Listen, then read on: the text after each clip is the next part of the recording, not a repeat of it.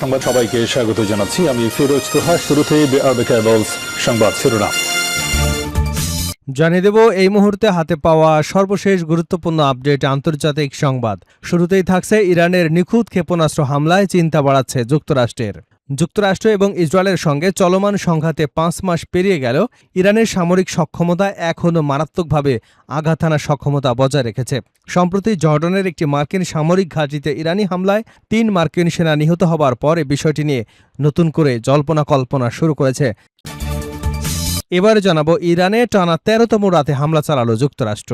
ইরানে টানা ১৩তম রাতের মতো হামলা চালিয়েছে যুক্তরাষ্ট্র। দেশটির সেন্ট্রাল কমান্ড জানিয়েছে, হরমুজ প্রণালীতে চলাচলকারী বেসামরিক নাবিক ও বাণিজ্যিক জাহাজের উপর ইরানের হুমকির প্রতিরোধে এই অভিযান চালানো হয়েছে। জানাবো যুক্তরাষ্ট্রের যুদ্ধবিরতির প্রস্তাব প্রত্যাখ্যান করল ইরান। ইরান যুক্তরাষ্ট্রের সংঘাত টানা ২ সপ্তাহ ধরে চললেও এখনও কূটনৈতিক সমাধানের পথ খুঁজছে ওয়াশিংটন। এমন পরিস্থিতিতে ইরানের কাছে নতুন করে যুদ্ধবিরতির প্রস্তাব পাঠিয়েছে যুক্তরাষ্ট্র। তবে হরমুজ প্রণালী নিয়ন্ত্রণ সংক্রান্ত বিষয়ে কোনো সমাধান না থাকায় সে প্রস্তাব সরাসরি নাকচ করে দিয়েছে তেহরান। এদিকে বাংলাদেশসহ ৬০ দেশের পণ্যে আজ থেকে যুক্তরাষ্ট্রের নতুন শুল্ক কার্যকর। বাংলাদেশসহ ৬০টি বাণিজ্য অংশীদার দেশের পণ্যের উপর শুক্রবার থেকেই নতুন শুল্ক কার্যকর করেছে যুক্তরাষ্ট্র। বাধ্যতামূলক শ্রম নিষেধাজ্ঞা বাস্তবায়নের শিথিলতার অভিযোগ তুলে ১০ থেকে ১২.৫% পর্যন্ত এ শুল্ক আরোপ করা হয়েছে। এবারে থাকছে আসামে ভয়াবহ বন্যা, নিহত বেড়ে ৪৭, ক্ষতিগ্রস্ত ৭ লাখ। ভারতের আসামে বন্যা পরিস্থিতির আরও অবনতি হয়েছে। রাজ্যের ১১টি জেলায় বন্যার পানিতে ক্ষতিগ্রস্ত মানুষের সংখ্যা বেড়ে ৭,২১,০০০ ছাড়িয়েছে। একই সঙ্গে ৫টি প্রধান নদীর পানি বিপদসীমার উপরে প্রবাহিত হওয়ায় নতুন করে উদ্বেগ দেখা দিয়েছে। শুক্রবার আসামের দুর্যোগ প্রতিবেদন এবং তথ্য ব্যবস্থাপনা প্রকাশিত সর্বশেষ বন্যা প্রতিবেদনে এ তথ্য জানানো হয়। জানিয়ে দেব মধ্যপ্রাচ্য সংকটে তেলের দাম $১০০ ছাড়ালো, শেয়ার বাজার ধসের আশঙ্কা। মধ্যপ্রাচ্যের সংঘাত নতুন করে তীব্র হওয়ায় বিশ্বব্যাপী তেল সরবরাহে বিঘ্নের আশঙ্কা বেড়েছে। এর প্রভাবে ২ মাসের মধ্যে প্রথমবারের মতো আন্তর্জাতিক বাজারে তেলের দাম ব্যারেল প্রতি $১০০ ছাড়িয়েছে।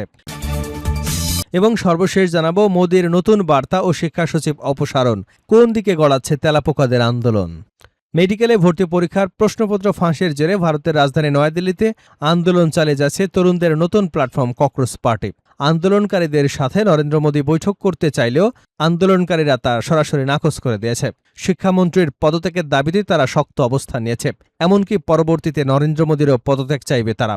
দর্শক, নরেন্দ্র মোদী কি এ ঝড় সামাল দিতে পারবেন? এতক্ষণ শুনছিলেন সংবাদ শিরোনাম, এবার থাকছে পুরো সংবাদ। দর্শক, অনুরোধ থাকবে ভিডিওতে একটি লাইক দিন, কমেন্টস করে জানিয়ে দিন এই ভিডিওটি আপনি কোন জেলা থেকে দেখছেন এবং শুনছেন। ইরান, ইসরায়েল, ফিলিস্তিনি যুক্তরাষ্ট্র যুদ্ধে আপনি যদি মুসলিমদের সাপোর্ট করে থাকেন তাহলে চ্যানেলটি সাবস্ক্রাইব করে বেল আইকনটি বাজিয়ে রাখুন। ইরানের নিখুঁত ক্ষেপণাস্ত্র হামলা চিন্তা বাড়াচ্ছে যুক্তরাষ্ট্রের। যুক্তরাষ্ট্র এবং ইসরায়েলের সঙ্গে চলমান সংঘাতের প্রায় ৫ মাস পেরিয়ে গেলেও ইরানের সামরিক বাহিনী এখনও মারাত্মক আঘাত হানার সক্ষমতা বজায় রেখেছে। সম্প্রতি জর্ডানে একটি মার্কিন সামরিক ঘাঁটিতে ইরানি হামলায় ৩ মার্কিন সেনা নিহত হবার পর এ বিষয়টি নতুন করে সামনে এসেছে। গত শুক্রবারের এই হামলাটি ছিল গত ১ মার্চের পর কোনো সামরিক ঘাঁটিতে ইরানি আঘাতের মার্কিন সেনা নিহতের প্রথম ঘটনা। মার্কিন প্রতিরক্ষা দপ্তর পেন্টাগন ঘটনার পূর্ণাঙ্গ বিবরণ প্রকাশ না করলেও প্রতিরক্ষা বিশ্লেষকরা বলছেন ওয়াশিংটনের জন্য একটি নির্মম বাস্তবতার স্মারক। প্রতিনিয়ত মার্কিন বিমান হামলা চালানো হলেও ইরান নিজেদের অসম যুদ্ধ চালিয়ে যাবার পূর্ণ সামরিক সক্ষমতা বজায় রেখেছে। যুক্তরাষ্ট্রের ওয়াশিংটন ভিত্তিক গবেষণা প্রতিষ্ঠান ডিফেন্স প্রায়োরিটিসের সামরিক বিশ্লেষণ বিভাগের পরিচালক জেনিফার কাভানা কাতার ভিত্তিক সংবাদ মাধ্যম আল জাজিরাকে বলেন, ইরানের সামরিক সক্ষমতা এখনও বেশ শক্তিশালী। ধারণার চেয়েও দ্রুত তারা নিজেদের গুছিয়ে নিয়েছে। সময়ের সঙ্গে সঙ্গে তাদের হামলাগুলো আরও নিখুঁত হচ্ছে, যেখানে রাশিয়া এবং চীনের গোয়েন্দা তথ্যের সহায়তা থাকার সম্ভাবনা প্রবল। তিনি আরও উল্লেখ করেন, পেন্টাগন দাবি করেছিল ইরানের সামরিক বাহিনী যুদ্ধক্ষেত্রে অকার্যকর হয়ে পড়েছে, কিন্তু বাস্তবতা তা বলছে না। ব্যাপক ক্ষয়ক্ষতি হলেও তারা দ্রুত পরিস্থিতি থেকে শিখছে এবং নিজেদের মানিয়ে নিচ্ছে। কিংস কলেজ লন্ডনসের সিকিউরিটি স্ট্র্যাটেজির বিভাগের জ্যেষ্ঠ শিক্ষক অ্যান্ডিয়াস ক্রিক জানান, মধ্যপ্রাচ্য এবং উপসাগরীয় অঞ্চল জুড়ে ছড়িয়ে থাকা মার্কিন সামরিক ঘাঁটিগুলোর অবস্থান এবং সেগুলোর কাঠামোগত দুর্বলতাই মূলত মার্কিন সেনাদের ঝুঁকিতে ফেলেছে। বর্তমানে প্রায় ৫০,০০০ মার্কিন সেনা মধ্যপ্রাচ্যে মোতায়েন রয়েছে। তারা ইরানের ক্ষেপণাস্ত্র ও ড্রোনের সাধ্যের মধ্যে থাকা স্থানীয় এবং উন্মুক্ত ঘাঁটিগুলোতে অবস্থান করছে। এসব ঘাঁটির অবস্থান মূলত হালকা রকেট, মর্টার বা হাতে তৈরি বিস্ফোরক হামলা ঠেকানোর জন্য তৈরি। বড় ধরনের ওয়ারহেড বহনকারী নিখুঁত ব্যালিস্টিক ক্ষেপণাস্ত্রের হামলা সহ্য করার মতো নয়। সংঘাত শুরুর পর থেকে এখন পর্যন্ত আনুষ্ঠানিকভাবে 18 জন মার্কিন সেনা নিহত হবার তথ্য নিশ্চিত করা হয়েছে। এর মধ্যে গত 1 মার্চ কুয়েতের একটি ট্যাকটিক্যাল অপারেশন সেন্টার এবং সৌদি আরবের প্রিন্স সুলতান বিমান ঘাঁটিতে 7 জন সেনা নিহত হন। এছাড়া জর্ডানের নিহত 3 জন ছাড়া বাকিদের মৃত্যু দুর্ঘটনাজনিত বা বিস্ফোরক ধ্বংসের মতো ঘটনায় সম্পর্কিত। গত 8 জুলাই যুদ্ধবিরতি ভেঙে যাবার পর থেকে এখন পর্যন্ত প্রায় 500 মার্কিন সেনা আহত হয়েছে। এছাড়া দেশটির প্রায় 220টি সামরিক অবকাঠামো, ভবন এবং সরঞ্জাম ক্ষতিগ্রস্ত বা ধ্বংস হয়েছে। ইরানে টানা 13তম রাতের মতো হামলা চালিয়েছে যুক্তরাষ্ট্র। দেশটির সেন্ট্রাল কমান্ড জানিয়েছে, হরমুজ প্রণালীতে চলাচলকারী বেসামরিক নাবিক বাণিজ্যিক জাহাজের উপর ইরানের হুমকি প্রতিরোধে এই অভিযান চালানো হয়েছে। বৃহস্পতিবার স্থানীয় রাত 9টায় সর্বশেষ দফায় হামলা চালানো হয় বলে এক বিবৃতিতে জানিয়েছে সেন্টকম।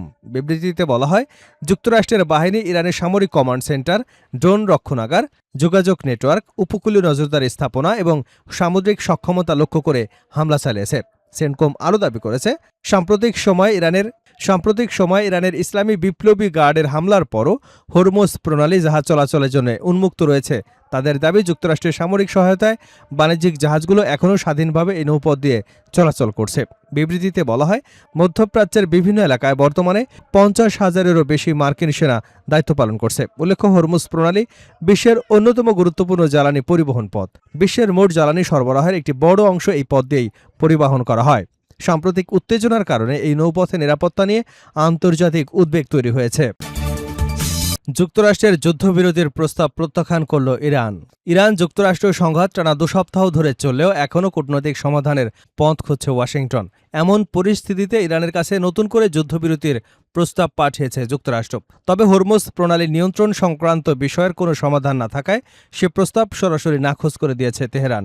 শুক্রবার নিউ ইয়র্ক টাইমসের এক প্রতিবেদনে বিষয়টি উঠে এসেছে। প্রতিবেদনে বলা হয়েছে, ইরাকের প্রধানমন্ত্রী আলী আল জাইদি সম্প্রতি হোয়াইট হাউসে মার্কিন প্রেসিডেন্ট ডোনাল্ড ট্রাম্পের সঙ্গে বৈঠক শেষে তেহরান সফরে যান। ওই সফরেই তিনি যুক্তরাষ্ট্রের পক্ষ থেকে যুদ্ধবিরতির প্রস্তাব ইরানের কাছে পৌঁছে দেন। বিষয়টি সম্পর্কে অবগত ইরানি এবং ইরাকি কর্মকর্তাদের বরাতে প্রতিবেদনে বলা হয়েছে, প্রস্তাবটির বিস্তারিত প্রকাশ করা না হলেও এটি বর্তমানে যুক্তরাষ্ট্রের একমাত্র আনুষ্ঠানিক প্রস্তাব বলে ইরানি কর্মকর্তারা উল্লেখ করেছেন। তাদের মতে, প্রস্তাবের হরমুজ প্রণালী নিয়ন্ত্রণ নিয়ে চলমান বিরোধের কোনো গ্রহণযোগ্য সমাধান না থাকায় তেহরান তা প্রত্যাখ্যান করেছে। তবে এ বিষয়ে ইরানের সংশ্লিষ্ট কর্তৃপক্ষের কাছ থেকে স্বাধীনভাবে তথ্য যাচাই করা সম্ভব হয়নি বলে জানিয়েছে নিউ ইয়র্ক টাইমস।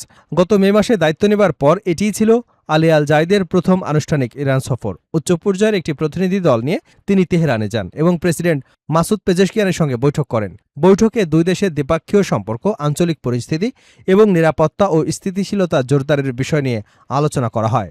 এছাড়া আগে স্বাক্ষরিত বিভিন্ন চুক্তির বাস্তবায়ন, বাণিজ্য, জ্বালানি, পরিবহন এবং আঞ্চলিক সহযোগিতা আরও বাড়ানোর বিষয়ে উভয় পক্ষ মতবিনিময় করেছে বলে জানিয়েছে ইরানি কর্মকর্তারা।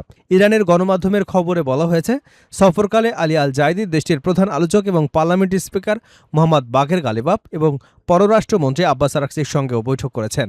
এদিকে নিউ ইয়র্কের টাইমস অফ, ট্রাম্প প্রশাসন যদি তেহরান সহ গুরুত্বপূর্ণ অবকাঠামোতে হামলার সিদ্ধান্ত নেয় তাহলে সম্ভাব্য বৃহত্তর সংঘাত মোকাবেলায় প্রস্তুতি নিচ্ছে ইরান।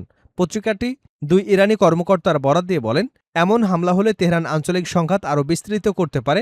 এর মধ্যে তেল আবিবে হামলা চালানো এবং ইয়েমেনের হুতি গোষ্ঠীকে বাব আল মান্দাব প্রণালীতে নৌ চলাচল বাধাগ্রস্ত করবার আহ্বান জানানোও থাকতে পারে। অন্যদিকে মার্কিন সেন্ট্রাল কমান্ড জানিয়েছে, শুক্রবার ভোরে টানা 13তম রাতের মতো ইরানের বিভিন্ন লক্ষ্যবস্তুতে হামলা চালিয়েছে মার্কিন বাহিনী।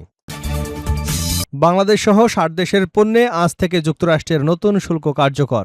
বাংলাদেশ সহ 60টি বাণিজ্য অংশীদার দেশের পণ্যের উপর শুক্রবার থেকে নতুন শুল্ক কার্যকর করেছে যুক্তরাষ্ট্র।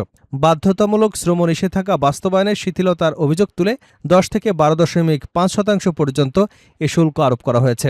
একই সঙ্গে ট্রাম্প প্রশাসনের জারি করা অস্থায়ী 10% বৈশ্বিক শুল্কের মেয়াদও শেষ হয়েছে। হোয়াইট হাউসের এই পদক্ষেপকে প্রেসিডেন্ট ডোনাল্ড ট্রাম্পের নির্বাচনী প্রচারণায় ঘোষিত প্রায় বৈশ্বিক শুল্ক ব্যবস্থা পুনঃপ্রতিষ্ঠার সর্বশেষ উদ্যোগ হিসেবে দেখা হচ্ছে। গত বছর জাতীয় জরুরি ক্ষমতা আইনের আওতায় বাণিজ্য ঘাটতি কমানোর লক্ষ্যে ট্রাম্প 10 থেকে 50% পর্যন্ত রেসিপ্রোক্যাল শুল্ক আরোপ করেছিলেন। তবে চলতি বছরের ফেব্রুয়ারিতে যুক্তরাষ্ট্রের সুপ্রিম কোর্ট সেই সিদ্ধান্ত বাতিল করে দেয়। বৃহস্পতিবার ফেডারেল রেজিস্টারে প্রকাশিত এক নোটিশে নতুন শুল্কের ঘোষণা দেওয়া হয়। এতে বলা হয়, যুক্তরাষ্ট্রের মোট আমদানির প্রায় 99.4% এই শুল্কের আওতায় পড়বে। তবে তেল, গ্যাস, সার এবং কিছু খাদ্যপণ্য সহ কয়েকটি পণ্য এই শুল্ক থেকে অব্যাহতি পাবে।